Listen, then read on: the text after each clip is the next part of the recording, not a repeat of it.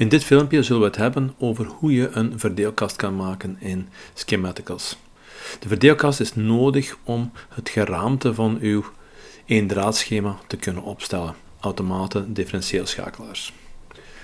Om dit te doen gaan we een verdeelkast samenstellen door te klikken op de tab verdeelkast en een naam te geven, een unieke naam te geven aan de verdeelkast.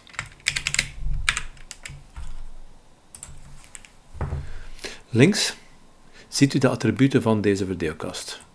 U heeft hier de naam die u net heeft gegeven en verder heeft u ook nog een identificatie, letter of tekst dat u hier zelf kan kiezen.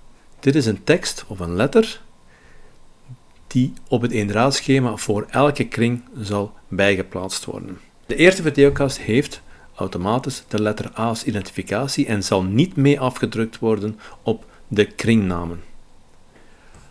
De tweede verdeelkast die we zouden aanmaken zou automatisch de letter B krijgen, de welke wel samen met de kringletters zal worden afgeprint op de eendraadschema's en situatieschema's. Zo zal je bijvoorbeeld hebben B.A, B.B, B.C en zo verder. Deze identificatie kan je ook vrij kiezen. Je kan hier in plaats van de A VK1 ingeven en vanaf nu zullen alle kringen met het VK1 dubbelpunt identificatie weergegeven worden op de schema's. A wordt niet weergegeven. De twee volgende velden, geaard en de sectie van de aardkabel, worden op dit moment in het programma nog niet gebruikt. Dit is voor toekomstig gebruik. Het gebouw, dit kunnen we wel eens kiezen. In een voorgaand filmpje zagen we dat we een woning hadden gemaakt en een tuinhuis. Ik plaats deze verdeelkast in de woning op de verdieping -1 bijvoorbeeld, dus in de kelder van de woning. Lokaal is ook weer een veld dat op dit moment nog niet gebruikt wordt. Deze twee velden zullen van belang zijn als we later een blokschema of eventueel ook een kabeltracé zullen maken. Nu kunnen we beginnen met het samenstellen van de verdeelkast op zich. Samenstellen uit verliesstroomschakelaars, automatische schakelaars en zo verder. Hier bovenaan ziet u in het menu alle mogelijke componenten die in de verdeelkast kunnen geplaatst worden. Laten we beginnen met een verliesstroomschakelaar. Op het moment dat we een lege verdeelkast hebben, en dit is onze eerste verdeelkast, is er nog geen enkel component aangesloten op de tellerkast. Wanneer ik nu een verliesstroomschakelaar plaats in de verdeelkast, zal het programma mij vragen of ik deze wil aansluiten op de tellerkast, ja of nee. Ik kies hier voor het gemak ja. U ziet hier dat de differentiaalschakelaar aangesloten is aan de tellerkast. Dit is het begin van ons eendraadschema. Het Schematicals heeft dit nodig om zijn eendraadschema te kunnen creëren. Nu we onze differentiaalschakelaar hebben toegevoegd, zien we hier links ook de attributen van onze differentiaalschakelaar, voor onze verliesstroomschakelaar. Nu dat we onze verliesstroomschakelaar hebben toegevoegd, zien we hier ook de attributen van onze verliesstroomschakelaar. We gaan hier niet verder op detail ingaan, omdat deze nogal redelijk vanzelfsprekende attributen zijn. Aftakdoos, railclamps, die zullen we later nog eens bespreken. Wat hier wel enigszins van belang is en iets minder vanzelfsprekend, is hier het veld installatiedatum. Voorgeprogrammeerd komt hier de oude installatie van pre-81. Pre-1 oktober 1981. Plaats u deze tekst op de verliesstroomschakelaar, zullen alle kringen stroomafwaarts naar de binnenkant van uw installatie ook gelabeld worden als oude installatie. Volgens de voorschriften van het array zullen al die kringen die van voor 1 oktober 81 ook gemarkeerd zijn als oude installatie.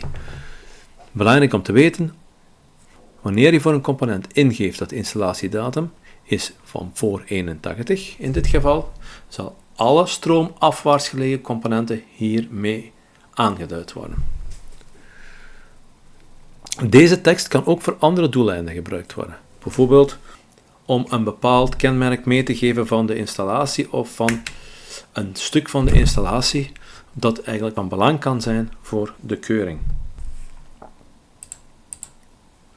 Een label kan je ook toevoegen. Dit zal ook op het eendraadschema mee afgedrukt worden samen met div A. Kan je ook bijvoorbeeld schrijven dat dit de hoofdverliesstroomschakel is. Wordt dit ook mee afgedrukt. Verder kan je ook aangeven dat deze verliesstroomschakelaar op een transformator is aangesloten, dat er een kilowattuurteller vooraf gaat in de installatie en verder kan u ook het aangesloten kabel stroomafwaartse kenmerken meegeven en meegeven of deze eventueel geschakeld is. Dus de verliesstroomschakelaar geschakeld is. Dit zullen we ook verder nog behandelen in volgende filmpjes. We hebben nu een verliesstroomschakelaar toegevoegd zonder ingevulde attributen. We kunnen deze snel invullen. En ook voor onze kabel kunnen we al onze kenmerken meegeven.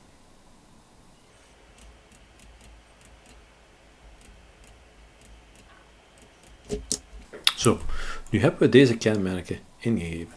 Is dit nu een verliesstroomschakelaar die u over de projecten heen vaak zult gebruiken, dan kan u deze ook gaan opslaan als favoriet, door die toe te voegen in de favorietenlijst. U klikt de rechtermuisknop, krijgt u het menu en geeft u aan favoriet toevoegen. Hier kan u een vrije naam kiezen voor de differentieel. Ik ga die eventjes een hoofddiff 300 mA 40 ampère noemen. En dan zal u zien dat hieronder, onder verliesstroomschakelaar, met het pijltje, als u daarop klikt, dat deze verliesstroomschakelaar in de favorietenlijst staat. Hoe we deze favorietenlijst zullen beheren, kunnen we later in een ander filmpje tonen. Kies ik hier deze hoofddifferentieel die ik net heb aangemaakt en ik klik die op het veld. Al in onze verdeelkast zal je zien dat deze met dezelfde attributen als de vorige wordt toegevoegd. Zo kunnen we verder gaan met het samenstellen van onze verdeelkast door bijvoorbeeld automatische schakelaars toe te voegen. Dit gaat op dezelfde manier als voor de verliesstroomschakelaar, namelijk u kan kiezen tussen een lege component waar u de attributen nog moet invullen of een voorgeprogrammeerde module, voorgeprogrammeerde automatische schakelaar, zoals bijvoorbeeld hier een 16 ampère tweepolig. Plaats u deze in de verdeelkast. U ziet dat bepaalde attributen ervan al zijn ingevuld in de favorietenlijst. Om deze automaat nu te gaan verbinden met de differentieelschakelaar, kan je dit aangeven hier in de attributen dat het stroomopwaarts element uw hoofddifferentieel is, uw hoofdverliesschakelaar. In deze lijst zullen alle mogelijke componenten die in de verdeelkast zijn aangebracht of in andere verdeelkasten zijn aangebracht, weergegeven worden. In dit geval hebben we enkel alleen nog maar de hoofdverliesstroomschakelaar, die ik hier aangeef. U ziet stroomopwaarts element is onze diff A en er wordt een lijn getrokken tussen wat ik hier noem de uitgang en hier de ingang van onze componenten, van de differentieelschakelaar naar de automaat. U kan deze lijn, de rechtermuisknop, kan verwijderen of door op de delete-knop van uw toetsenbord te klikken. Ik doe dit omdat er ook een veel eenvoudiger en sneller manier is om de differentieelschakelaar te gaan verbinden met de automaat of andersom. U klikt met de linkermuisknop op het grijze vlakje van een component en sleept met de linkermuisknop ingeduwd naar een volgend veldje van een andere component. En los de muisknop. Zodat hier dezelfde lijn zoals we daarnet hadden wordt getekend. Dus deze verbinding is gelegd. Gaan we nu eventjes kijken naar het eendraadschema, dan zien we hier al de basis van ons eendraadschema. De verliesstroomschakelaar met zijn kenmerken en onze eerste automaat met de kenmerken. U ziet hier ook oude installaties staan, omdat ik hier dus bij de verliesstroomschakelaar aangegeven heb dat dit een installatie is van voor oktober 81. Door te klikken met de muisknop op de component zelf, keert u ook onmiddellijk terug naar de verdeelkast en naar de juiste component in de verdeelkast. Dus wanneer ik hier oude installatie wegneem, zal je zien dat bij het draadschema het label hier ook verdwenen is. We hebben uiteraard hier nu nog maar een zeer kleine installatie en we kunnen die nu gaan uitbreiden.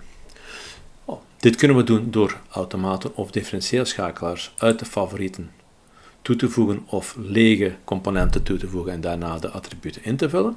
Heeft u een component die zich een aantal keren gaat herhalen in de installatie, dan kan u ook met de Ctrl-C, Ctrl-V toets of met de rechtermuisknop en hier kopiëren, plakken.